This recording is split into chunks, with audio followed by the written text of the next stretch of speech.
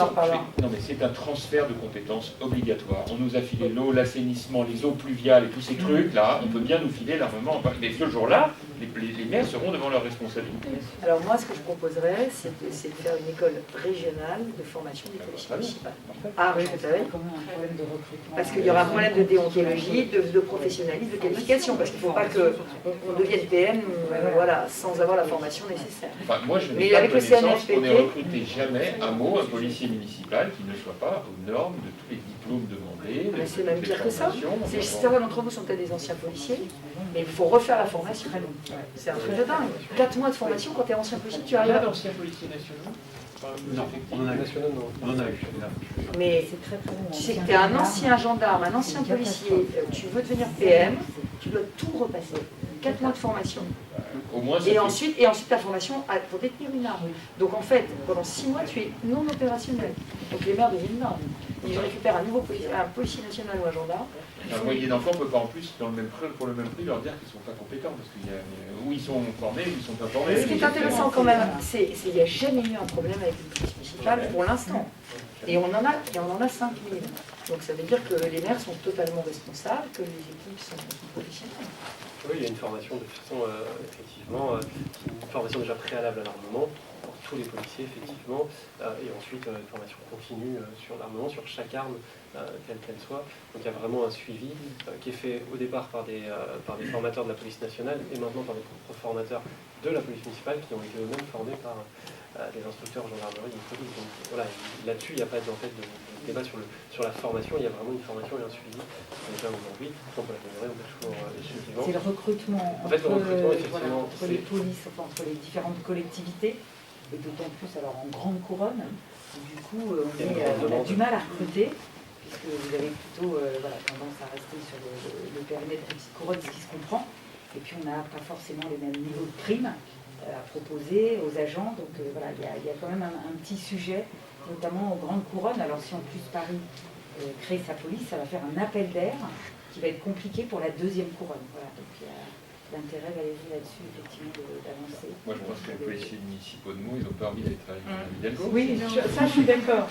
Sauf que tu sais, tu as l'effet de chaise musicale, alors peut-être pas chez toi, mais je pense qu'on aura... Mais je vais te dire, je pense qu'effectivement, quand la police municipale est très bien traitée, alors surtout en couronne, mais même en petite couronne, aller à Paris, ils vont avoir des conditions de travail, mais c'est vrai qu'ils vont mettre de l'argent sur la table. Voilà. Beaucoup d'argent. Pas forcément nous mettre. Mais moi, je n'ai pas hésité à mettre un gros budget, même si de temps en temps, nos directeurs généraux successifs, mon adjoint aux finances chéri, me disait mais t'es fou. Oui. Mais en fait, je pense que ça coûtera toujours moins cher que de ne pas le faire. Parce que ce qui coûte cher, c'est les destructions, les dégradations, les violences, et le fait que tu as une population qui est terrorisée. Et toute cette rénovation, toute fille que tu as vue, aurait été impossible si on n'avait pas mis en préalable la sécurité. Mais c'est ça qu'il faut comprendre, c'est que sécurité et réussite, ça va ensemble. Oui. Et en fait, ceux qui les opposent sont... Voilà. C'est un petit échange que j'avais tout à l'heure, c'est avec vous, c'est pas une affaire de droite. Enfin moi, mon point de vue, c'est que c'est pas une affaire de droite. C'est toute la population qui se demande. Et vraiment, moi je peux en porter témoin, ces mots, aux dernières présidentielles, c'est Mélenchon qui est arrivé en tête au premier tour. Hein. Donc on ne peut pas dire que c'était le fillonisme triomphant. En même temps, c'est mots, parce que j'en ai l'impression. Mais une fois qu'on a dit ça, la réalité des choses, c'est que pour autant, les administrés, ils ont totalement, comment dit-on, plébiscité la politique de sécurité urbaine. Totalement. Et dans les quartiers les plus en difficulté, les gens sont hyper demandeurs. Et pourquoi il y a autant de villes sociologiquement de gauche qui choisissent un maire de droite? C'est parce qu'ils voient maire de droite, ils disent sécurité. Voilà. Et efficacité. Exactement. Et moi je pense que c'est quelque chose qui est un vrai marqueur politique, mais au sens noble du terme, pas au sens politicien. Il y a un besoin d'autorité dans le pays. Les gens bien sûr, et sur des élections. Alors ne vous inquiétez pas, je sais que vous avez fait des demandes à la région. J'ai transmis les 2 demandes qui sont en attente. C'est quoi? Qu'est-ce que vous attendez donc de rappeler?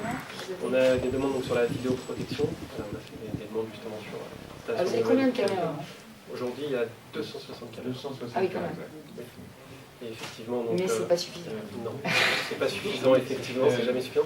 On souhaite aussi aller vers la vidéo intelligente. Voilà, alors ça, c'est très important. Plus on aura de caméras, plus il faut de l'intelligence artificielle pour les suivre, parce que vous n'arriverez pas à mettre des personnes pour la vidéo suffisante. Donc moi, je suis archi engagée dans les logiciels d'intelligence artificielle. On est en train d'en développer dans le métro, justement, avec la RATP, dans les trains. Parce qu'en fait, il faut reconnaître. Moi, je pense qu'on va aller vers des... Oui, et puis alors ça, c'est un autre sujet, c'est plutôt pour l'entrée des candidats et sur le risque terroriste. Mais l'intelligence artificielle, ce qui est intéressant, c'est qu'en fait, on peut suivre quelqu'un. Et on va aller voir les caméras, on va d'ailleurs et on peut repérer aussi les comportements. Dès qu'un mec sort un couteau, par exemple, ça peut sonner. Il faut éviter les faux exposés d'alertes. Je l'ai dit à Julien, c'est qu'une des priorités du mandat, c'est de mettre de l'intelligence artificielle. Ouais. On est en train de travailler avec Thales, on est en train de travailler avec des startups là-dessus sur le métro. Et donc ça pourra ensuite se déployer. On va te montrer. Merci à tous.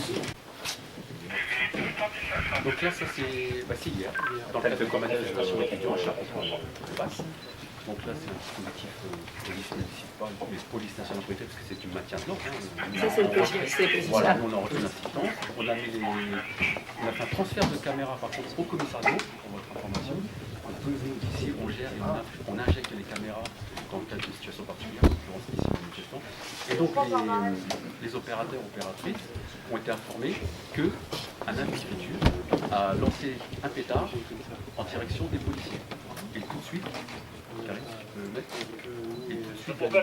on a pu, grâce à la vidéo, localiser cet individu. Et même celui qui a donné le pétard, il a allumé pour le lancer. Là, on ne voit pas les images. Alors voilà, ça se passe. Alors le type qui a la capuche rouge, tout à fait à gauche, avec le masque. Là, celui-là. C'est très précis, hein. C'est pour ça que opérateur, c'est un vrai métier. Opérateur, c'est un métier. Hein. Ah ouais, donc il faut repérer. On a mis là.